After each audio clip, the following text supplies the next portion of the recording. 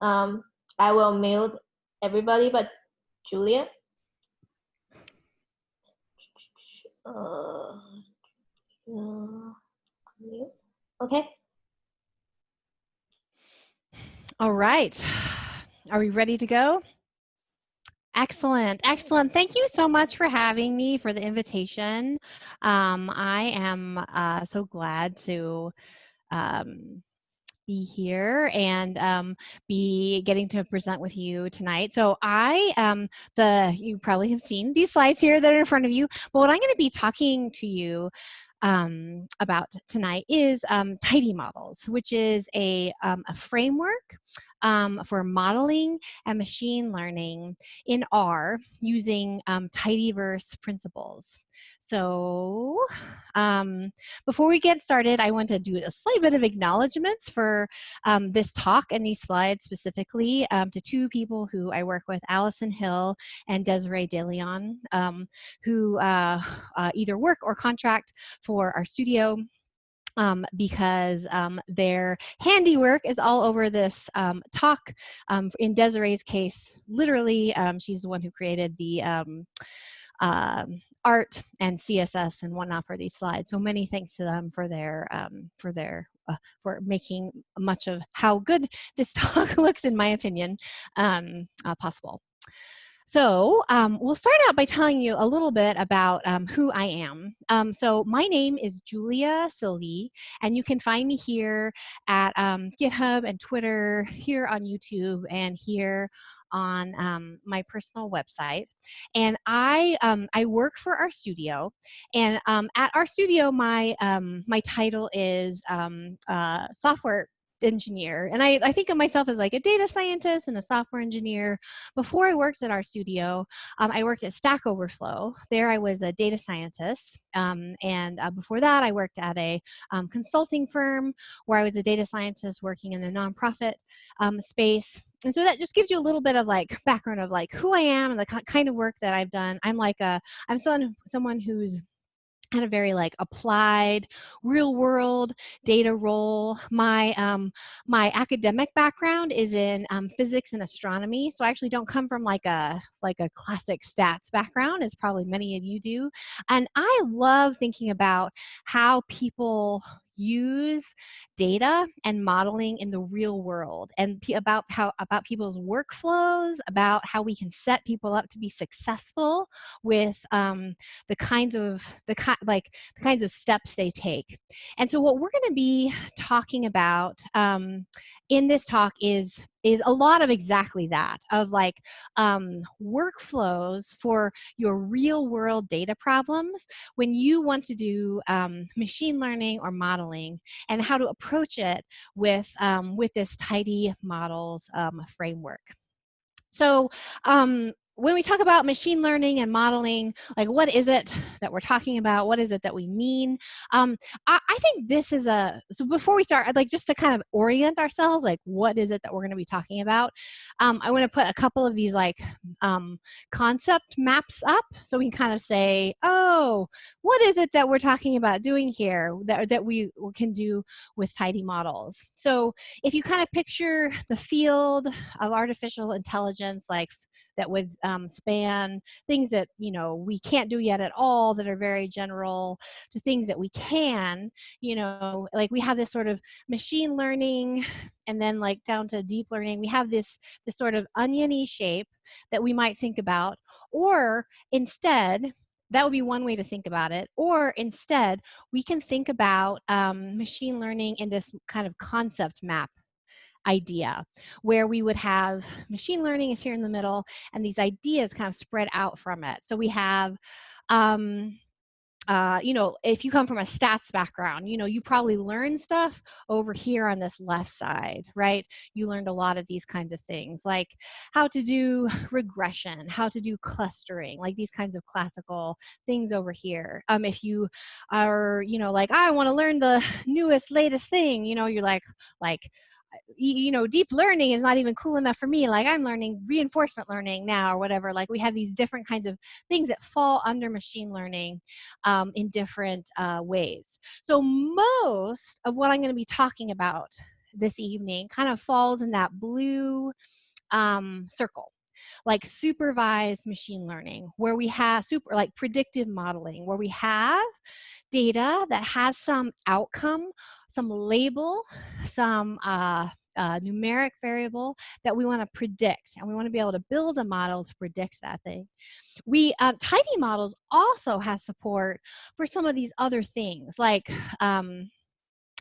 bagging, boosting, and stacking, like unsupervised approaches, and there's more you can do in the tidymodels ecosystem, including neural network, deep learning style things. But most, just kind of to orient yourself, most of what I'm going to be talking about is over here in this blue area. And we're going to be talking about approaching those tasks with tidymodels. So the best place to go if you want to, if you have a question, you want to see documentation, you want to know how to get started, you want to maybe dig deeper into some task, is to go to tidymodels.org. So this is a website that has a lot of material to look at and get familiar with here. But what tidymodels is here, like if you want to think about like it in like a one sentence thing, it's a framework. It is a collection of packages that can be used for modeling and machine learning using tidyverse principles. So the tidyverse, I bet a lot of you are already familiar with, is the collection of packages for data manipulation, visualization, reshaping, packages that can be used for those kinds of tasks. And they have this underlying philosophy and shared data structures, a similar API from function to function. And the tidymodels ecosystem says, oh, I'm going to take a lot of that applies to modeling and build something that lets us have a work like everyday real life a task that can be approached more fluently. So like if you have ever typed library tidyverse, and you saw, oh, I got dplyr, ggplot2, and tidyr, and all these things. Similarly, when you type library tidymodels, you get a handful of packages. And there are, like in tidyverse, there's core packages that load and get attached. And then there's extra ones that come along when you install, but you would need to load separately if you wanted to use. So I'm just going to call out a couple of these names to draw your attention to them. Not because you're like, oh gosh, I need to stuff all this into my brain right now, but just to notice them and think about their names, and to think about that these packages all are oriented to different parts of the modeling workflow. So our sample, for example, here is a package for resampling data. So it's a package that's full of functions for taking data and splitting it up and resampling it. Tune is a package for model tuning. Yardstick is a package for model metrics, for like how good did my model do, for being able to measure how well your model is doing. So all of these different packages are oriented to different parts of the modeling workflow, and then they are designed to work together if you want to use them all together, but they're also composable, and if you have some task that you only need one part of it, you can just use that part of it as well. All right, so we're going to go through 3 topics. And so I'm going to definitely show you code and show you how to use these packages and functions. But this is not so much like a case study where I'm like beginning to end how to use this. Not so much like that. Instead, we're going to cover these 3 topics. And it's meant to be what can tidymodels do, and what are some of the motivations for why you might want to use tidymodels, in opposed to other ways of doing modeling and machine learning in R, or even other approaches for modeling and machine learning in the ecosystem generally, like outside of R? Like, why would you choose to use tidy models? And so these are the 3 topics we want to talk about today. Thinking through in a as disciplined a way as possible. What is a model? Like, what makes a model? What is a model? Talking about, you have some data. How are you going to spend your data budget? If you only have a limited amount of data, how are you going to spend that data budget? And then finally, feature engineering. What are we going to do when it comes to creating features that can be useful? So let's start with that first one. What makes a model?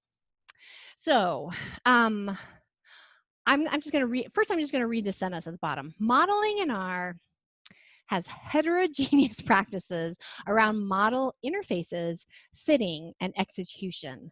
So like everybody who built an R package to build a model, their precious model was like this boy's toy, where it's like, they're like, I love it, it's special to me, and I made it just the way I want it. And so what that means is that they're all so different from each other. We have a high level of differences in R when it comes to how you interact with a model function, how you how you decide to fit one, and then how does the model actually, how do you set up fitting? Like, how do you specify that you have going to fit a model? And then how do you actually execute the code? There's a lot of differences from one to the other. And this is a pain point. This is a pain point for people who do modeling and machine learning in R. At the same point, there is strength in this. This is like also a good thing about the R ecosystem. People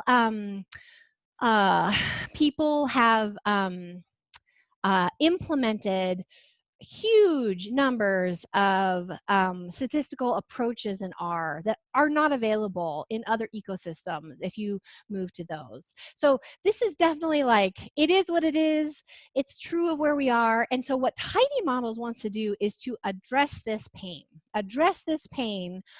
in as principled a way and as fluent and coherent a way as possible. So the package that does this is called Parsnip. This is, if you are interested, you can go, this is the website for Parsnip, like the document. You can, check out, the basics. You can check out like all the different models that are here in Parsnip. And in Parsnip, there are three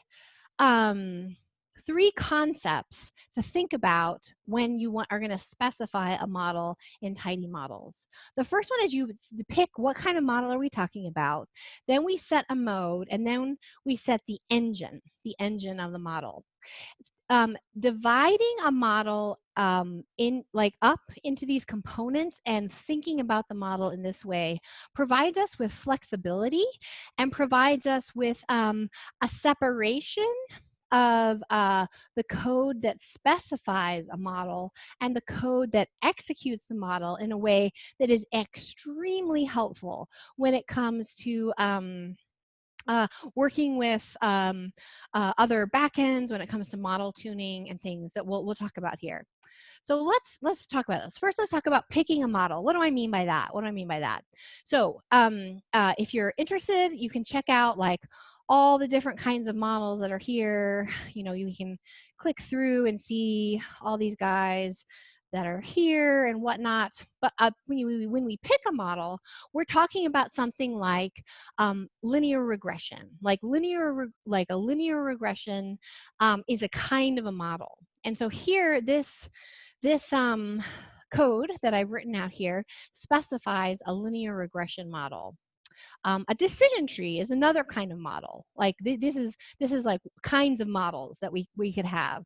A random forest is a kind of model. These are all kinds of models that we can use to do different kinds of tasks that we have. If we have data and we want to do something with it. That's what like pick a model means. Like we have some kind of model here. The next thing that we do is we set a mode if we need to. So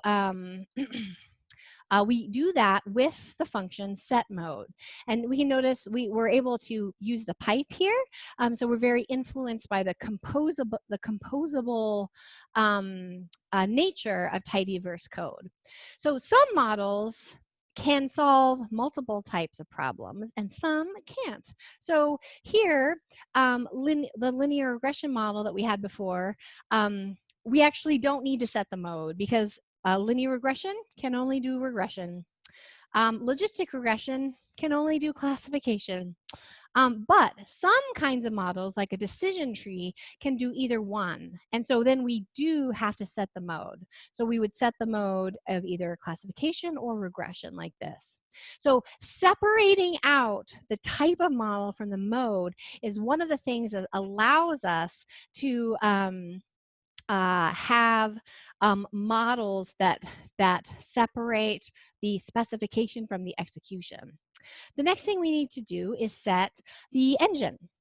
And now the engine is what is actually doing the computation.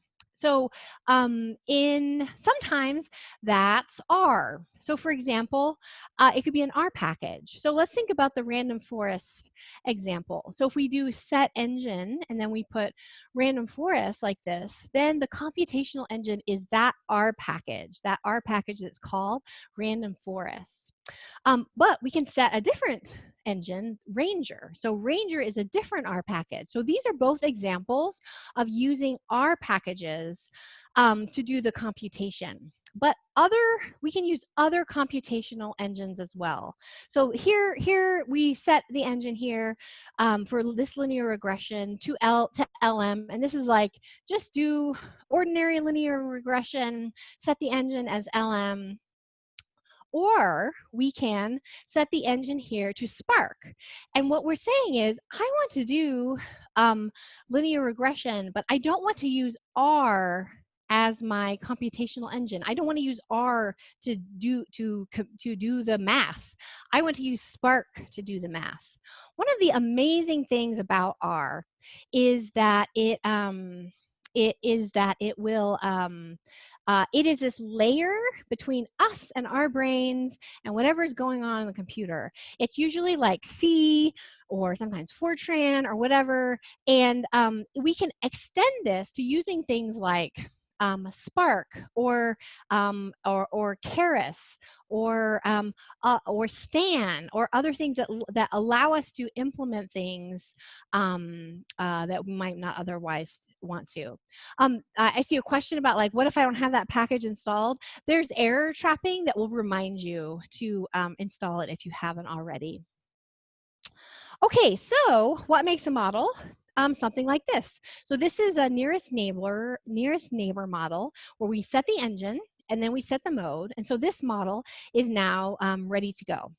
So the reason why I wanted to start with this is because if you're doing modeling in like if you're just going about your general statsy business, thinking about models, this is a very helpful framework for thinking about what makes a model, even if you don't use tidy models, because you can think, yes, these same things are being implemented by different engines. R is a human layer, like centered API layer between me and the stuff I don't want to deal with, like Stan or C or Spark or whatever. And so this idea is very powerful. And by making it explicit the way we do in tidy models,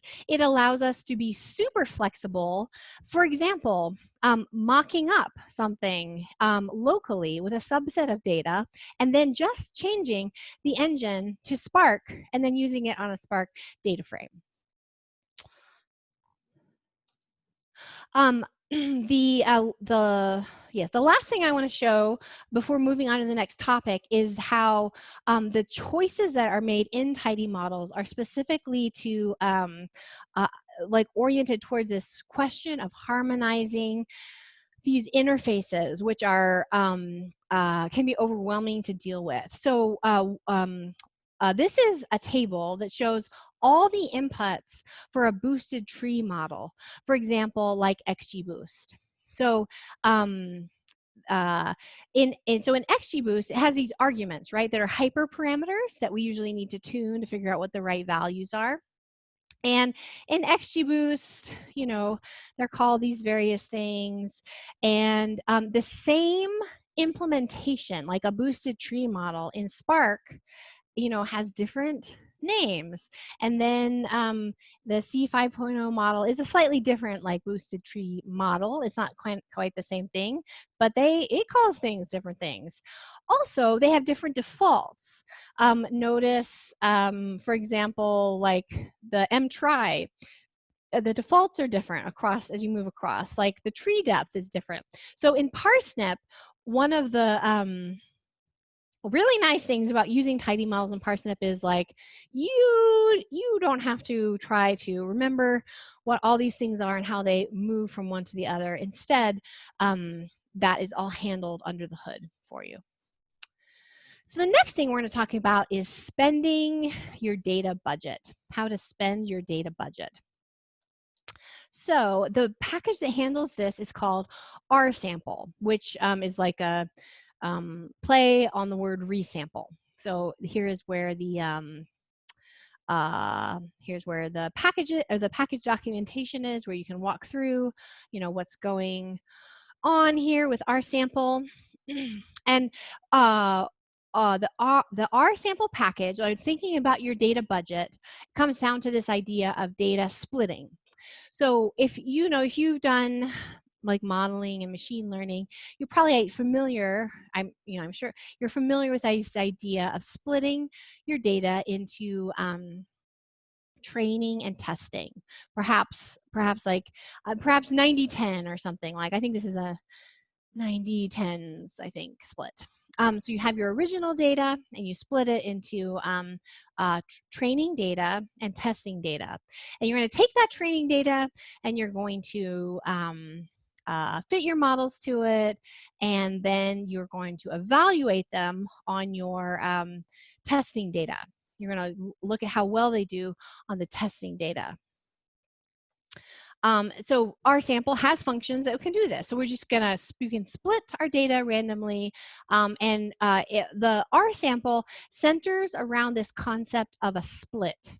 So AIMS here is a data frame. It has data in it. It actually has like the actual data in it. So if we split it into like 75% and 25% training and testing, what we get out here is a split. And so here's the total number of rows, and then this many, 3/4 of them go into the analysis, what we call the analysis set, which would be like a generalized idea of like a training set, and then 1/4 of them goes into the generalized idea of a testing set, which is called we call it assessment set, the assessment set here. So this is the idea of a split, which is a concept that RSample has. So if we call these functions, if we call the function training on the split, we get out the training data. So we have, we have the training data that we can then get out here. And similarly, we can get out the testing data, and you can see the numbers all match up there, which is all very comforting. You know, we're doing this here, which is good. So we're going to train our model here. We're going to test our model here. Sounds good. Great. Sounds excellent. Why do you need a whole package for that? You know, but the problem is that the testing set is precious, like these beautiful jewels. You know, they're very precious. We can only use the testing set once, at very most like twice. You know, like to compare two things to each other. Like the testing set cannot be used. The problem is, if you use, what happens if we do that? If you use the testing set more than once, then we have used information from that testing set to make a decision, and then we no longer have like anything close to an unbiased estimate of how well our model is going to do on new data. So, given that, like, what are we going to do if we want to compare models? Say we want to try, like a regularized regression model and a random forest and decision tree model, and we want to compare them. What if we want to tune models? What if we have a model like an XGBoost model, and it has a bunch of hyperparameters, and we need to know how to pick which one is the right one. What are we going to do? And the answer here is that we can use resampling. So we take all the data, we split into training and testing, and then that training data we split into resamples. And what we're doing when we're resampling is that we're creating synthetic training sets. We're creating training sets that are simulated, that we can use to get the most out of the data that we have. If you have a lot of data, you might just make another split and like split the training data into a validation set and use that as a simple way to answer these kinds of questions. But I mean, I've very seldom been in that situation where I was like, yeah, just swimming in appropriate data to use for this problem. Like most often I'm like, I've got this limited data budget and I need to use it as best as I can. And then the answer then is resampling. So you split into training and testing. You do not touch the testing data until you have decided what you're doing. You do not use the testing data to make any decisions. All the testing data is for a final evaluation to determine what your performance will be on new data, and hopefully to confirm that you didn't overfit during everything you're going to do with your analysis and your assessment tests. Your training data, you divide up into lots of resamples, and then this data down here is the data that you can use to compare models, to tune models, and to do evaluation. So here's an example of how we would do that with that Ames data, which is like housing data in Ames, Iowa, just some example data to look at.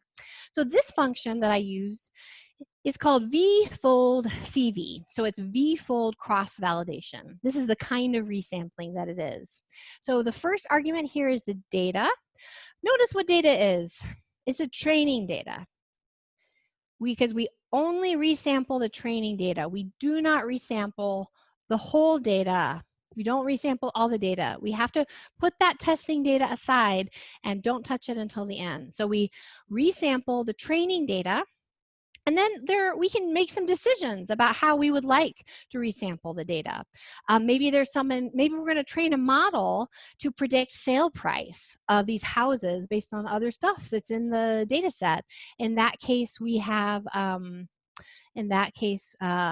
we will want to make sure that our cross-validation folds are divided up so that they have strata that are kind of even in sales price.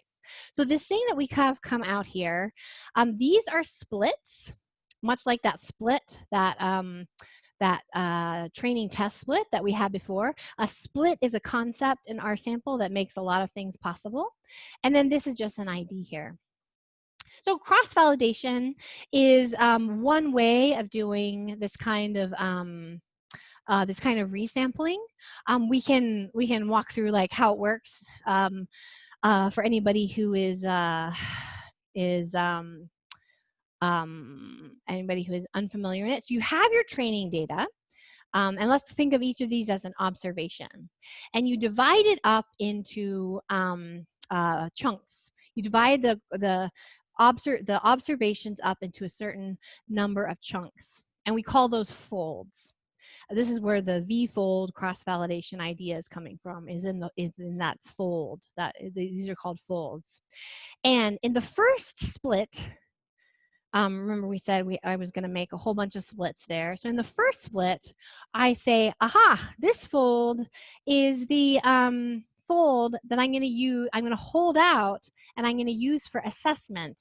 So I'm going to train my model on all the pink folds, and I'm going to assess it on the blue fold. And the next split, I'm going to train on those pink folds, and I'm going to assess on the blue fold, and so forth and so on all the way down. And so this is how V-fold cross-validation works. This would be, I think, like 5-fold cross-validation. And these are so these blue ones we call them the assessments folds. You may, to try to clarify a difference between like a validation fold, but like you may have heard them also called like validation folds. So these are what, though that data does not go into the model for that split, it only is used to evaluate. So when we do this kind of modeling, and here, remember, so what does that mean? That means every model is trained on a different combination of observations. And it means that every model is assessed on different observations. And what this lets us do is exactly what I said at the beginning: use our data budget wisely. This is one of the most efficient resampling methods, like cross-validation, are one of the most efficient ways to use the data that you have in efficient ways, so that we can wisely spend your data budget. So here, this is that same code. It's just exactly the same code that I showed you before.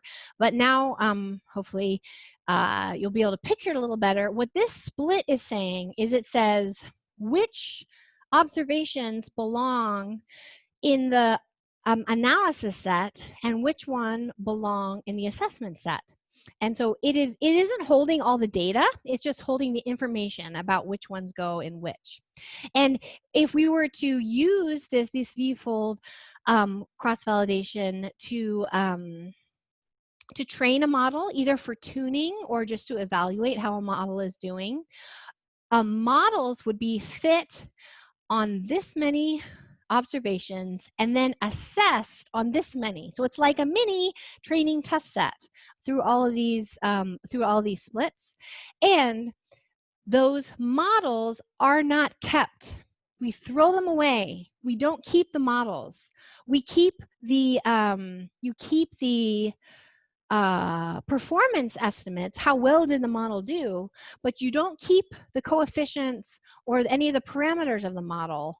This kind of cross-validation, is the purpose of it is only to understand how well your model is doing. To find a model that you would use to predict on new data, you would go back to your training set.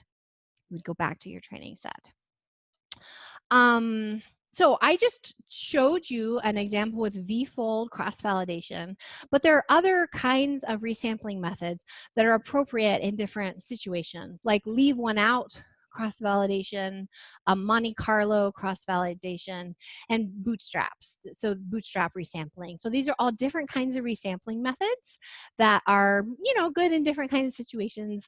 The ones I use the most are cross-validation and bootstrap resampling. Bootstrap resampling is sampling with replacement to get to something that's the same size that you had before. So it's good in kind of like slightly different circumstances depending on what you want to do. Okay, so far we talked about like what makes a model and that very important separation of specifying a model and executing it, so that we gain that flexibility and that we gain the ability, both the flexibility in terms of computational engine and flexibility for downstream stuff like model tuning. We talked about spending our data budget wisely, and now let's go all the way back to the beginning. Let's go all the way back to the beginning and thinking about what is even going into our model. So okay, so the R package that deals with this is called recipes. So here is the documentation website for recipes. And if you come from a super statsy background and have a lot of experience It is all centered around this idea of making a design matrix and making one in a much more flexible way. If you come from a more machine learning background, think of it as a package for feature engineering, a package to build features. Now, I love this illustration because here's this man like sweeping a pile of steaming garbage, and you like sweep, you're like, oh no, here's my data, and I'm just gonna like sweep them around and sweep around this garbage, and what am I gonna do? Um, uh, the task of feature engineering is to take the data that we have as input and use a combination of domain knowledge, best practices around stats and machine learning, and to be able to build better predictors from what we have. So we have like like this again is to this situation where we have limited, like it's limited what we have, right? And so we want to do the best we can with what we have. And so recipes are the recipes package is set up to help you as a modeling or machine learning practitioner have the most control and be able to make the best choices around building these better predictors using what you as an expert in your domain, hopefully, know, and encouraging good statistical practice. Okay, so to build a recipe, so a recipe is another example here where we separate out the specification of it, setting it up, and then the computing, the computation, the execution. And this is again for very specific reasons that this is separated out. So to build a recipe, we start the recipe, then we define the variables that are involved, and then you describe the pre-processing step by step as if it were a recipe, as if you're reading a recipe, cooking your dinner. We add the steps to the recipe of like, okay, I do this, then I do this, then I do this, and so forth. So let's go back to that Ames data, which is a data set of houses that were sold in Ames, Iowa. And let's say we want to eventually we're going to try to build a model to predict the price, like the price that the house sold at, using other characteristics of the house, like how many bedrooms it has and how big it is and all things like this. So we start by specifying our recipe that and we use typically you'll start with a formula in this way that you would be familiar with from models in R, where we say, okay, sale price, utility, explained by, predicted by, however you like to say that in your head, everything else, like that's what the dot means, everything else. And then the data here is the Ames data. So then we start adding steps. And there's a complete list of all the steps here in the documentation. You can see we have steps for imputation, steps for transformation of variables, steps for discretizing, and so forth. So the kinds of pre-processing options that are available are quite extensive. You can change how you encode categorical predictors. If you come to R, you may be used to just being like, oh yeah, I had a factor and then I put it into LM and like the base level's gone. I don't know, like what happened, like it got changed to indicator variables or dummy variables, but you can explicitly say how are you going to encode those. You can center and scale variables if that's important for the model that you want to use, like say you're going to do a k-nearest neighbors model or something. You can handle class imbalance via recipes. You can impute missing data that you have. You can perform dimensionality reduction, and there's a lot more. There's a lot more that's in here. So let's walk through a recipe that we might build for the Ames data.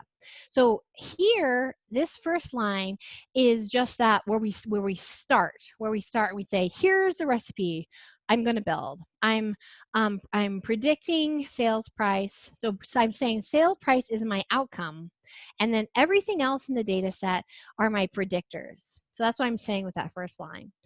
Then I might say step novel, which is a way of handling new, if I get new data, how am I going to handle new factor levels? And then step dummy is a step for encoding factor predictors as indicator variables or dummy variables.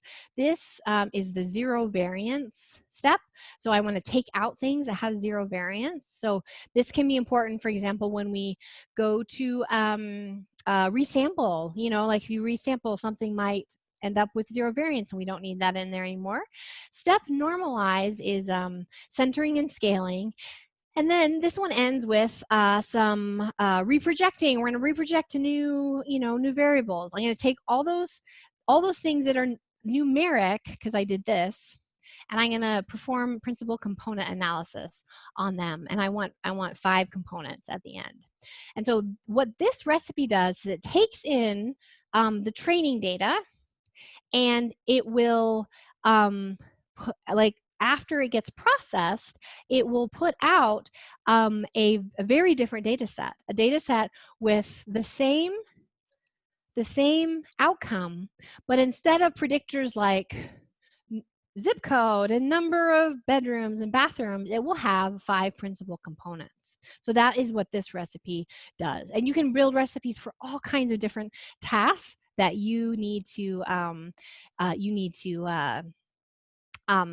perform.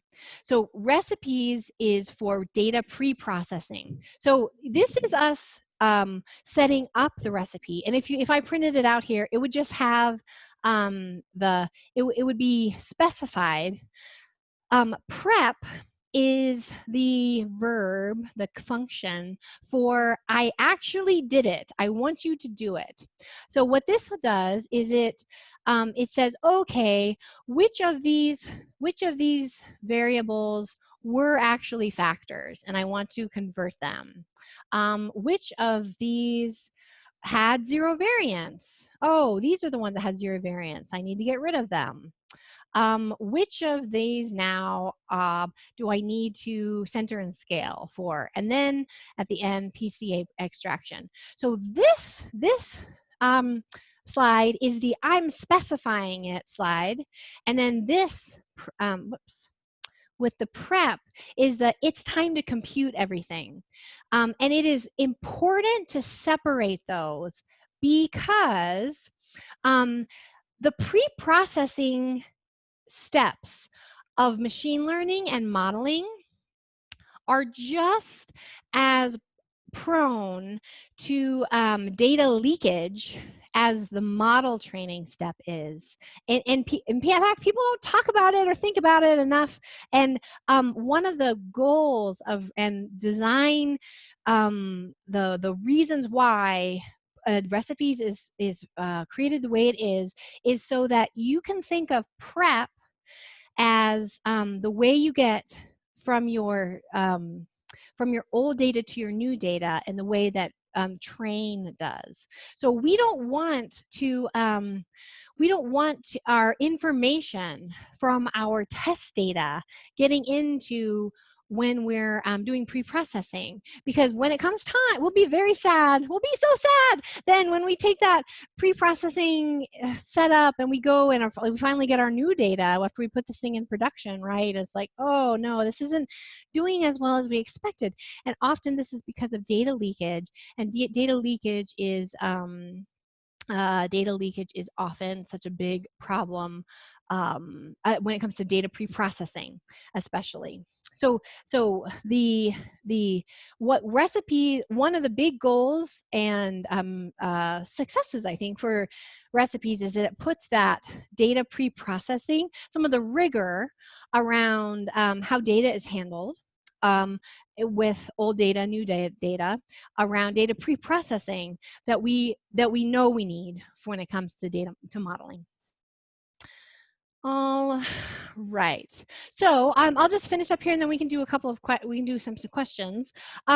So I just talked about sort of 3 reasons to use tidy models, like 3 things that have motivated the design of tidy models. There's certainly lots more to talk about. I didn't really walk through a whole case study or anything here tonight. There's tons more to learn. I have some links here.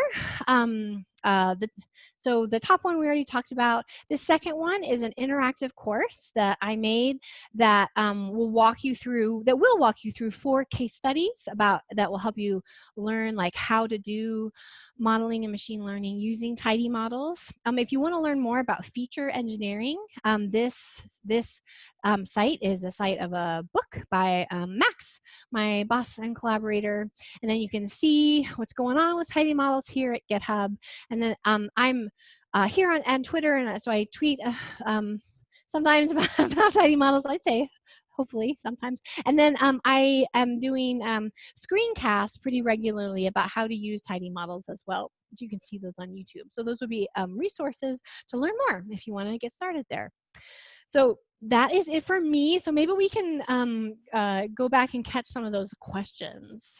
I just sent the questions that I collected. Julia, can you see, or do you want me? Yeah, I think I can see. So Emil asked about the hyperparameters and defaults for them. So I showed that table that had all those defaults there. So often what typically happens if you don't set defaults or set something with a grid of things you want to try, usually what happens is that the default from the underlying engine gets used. So if you don't set something, there are there may be a few exceptions to that, but that is almost always what happens, is that the underlying default gets used by like Parsnip. So so Parsnip is, you know, trying to kind of fit users' expectations somewhat. Like it doesn't want to give like a huge surprise. Like you know, I used XGBoost in the past and it gave me X, you know, and it's because they were using some default. Like we don't want to change things that in that way. So generally, we try to match the behavior of the underlying models, including defaults. Brandon, it looks like, asked, how does Parsnip handle or tidy models handle failures? Like, what if you remove all the variables? Yes, so we actually have some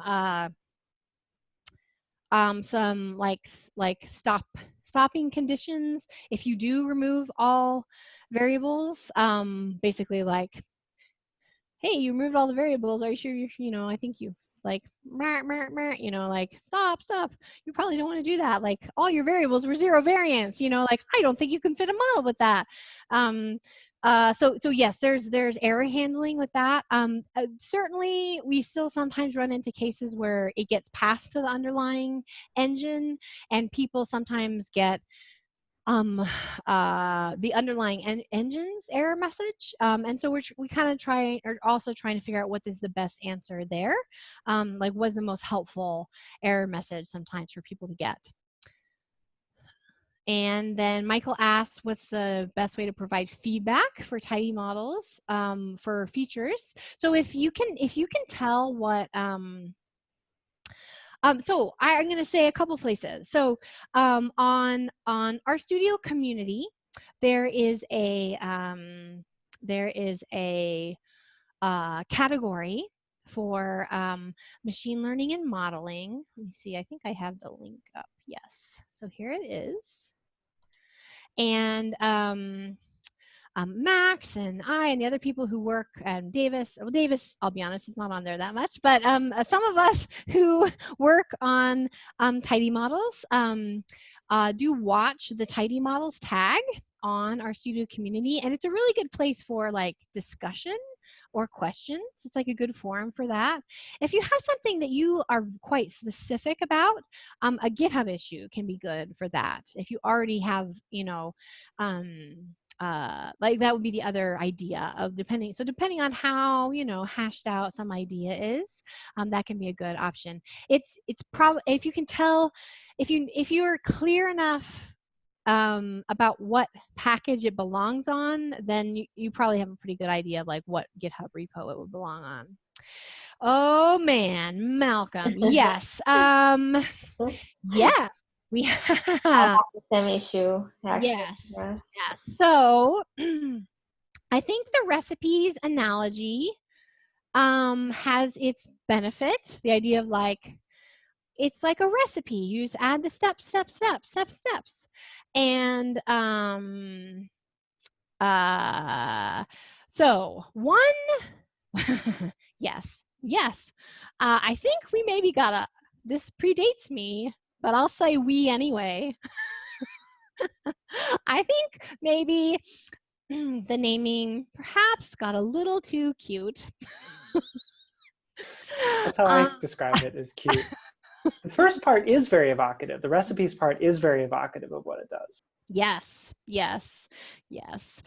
So we actually have concrete plans to make a new function for juice, because I think that one's the worst. And it's just going to do the same thing juice does, but it's going to have a more clear name about what is it you're doing. You're like, it's the same as bake. You're doing the same thing as bake, except you already have the data. Like it's bake in the case where you already have the data. So I think we still have to decide if bake.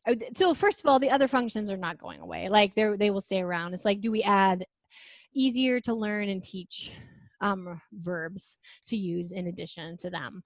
But yes, you are correct, Malcolm. You are not the only one who says this. And for sure, juice is going to get a new name. Yes. One thing is that I didn't talk at all about the workflows package here tonight, but if you use the workflows package, you almost don't have to worry about this because it abstracts away so much of prep and bake. Like you almost don't have to worry about it. So that is one thing I would recommend. Actually, workflows is really nice. Okay, I see.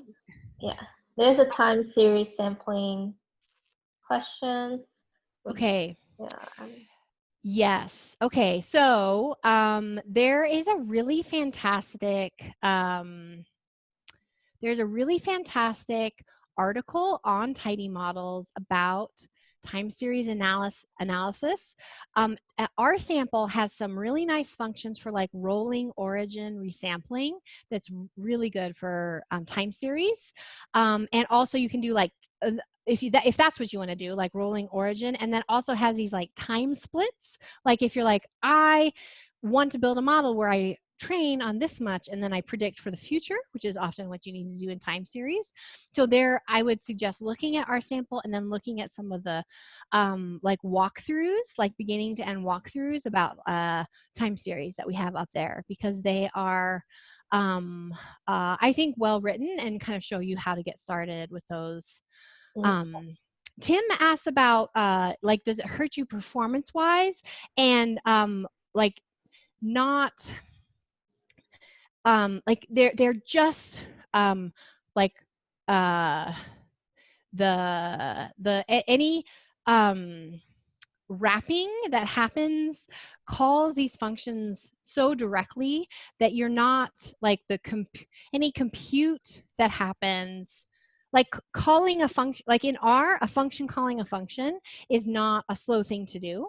So there's not the overhead there is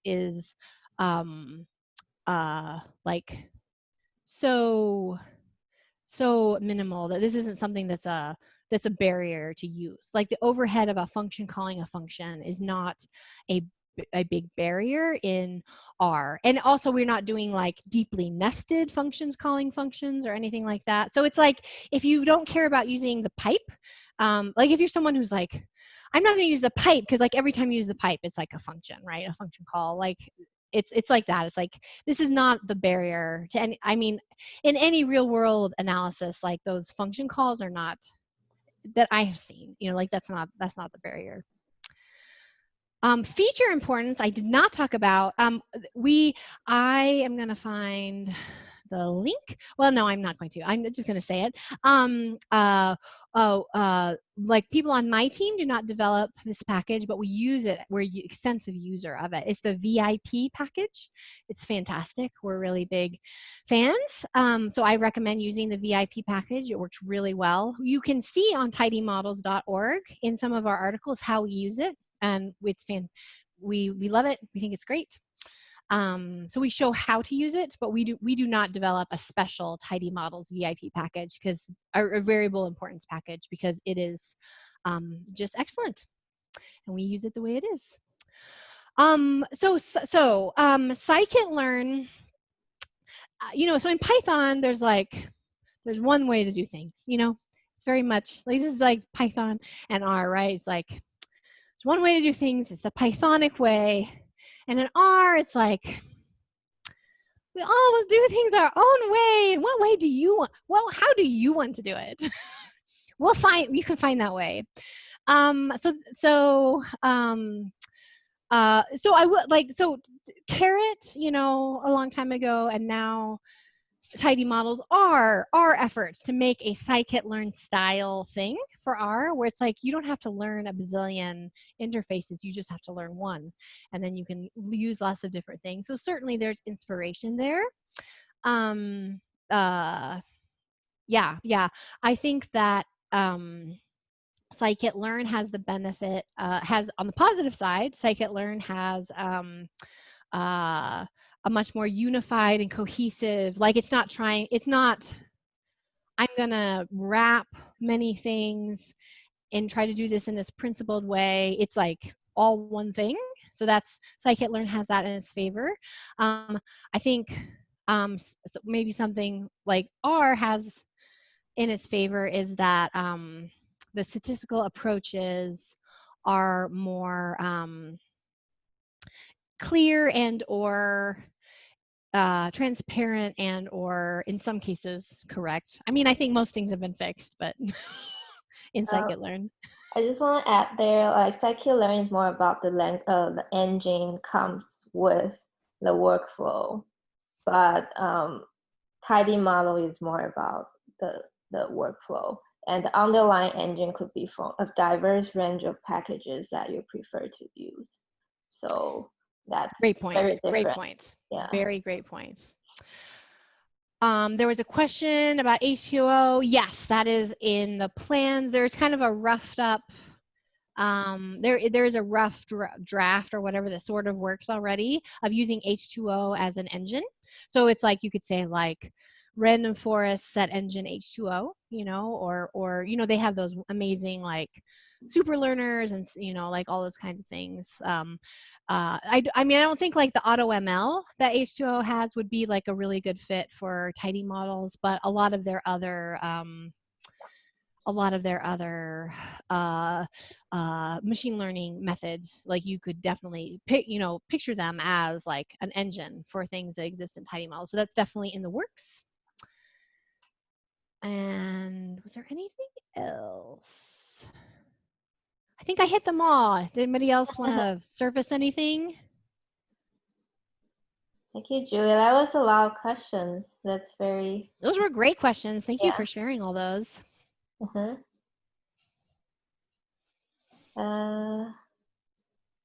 Yeah, if let's say we can like give Julia some air claps.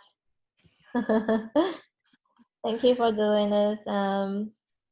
I will leave this Zoom on for another 20 minutes until 8 o'clock, and feel free to stay and chat, and yeah, if you want to open up your webcam and then say hi to everybody, we can do that now. This is like a virtual social hour. The group's getting bigger and bigger each time, but I think I can still handle this.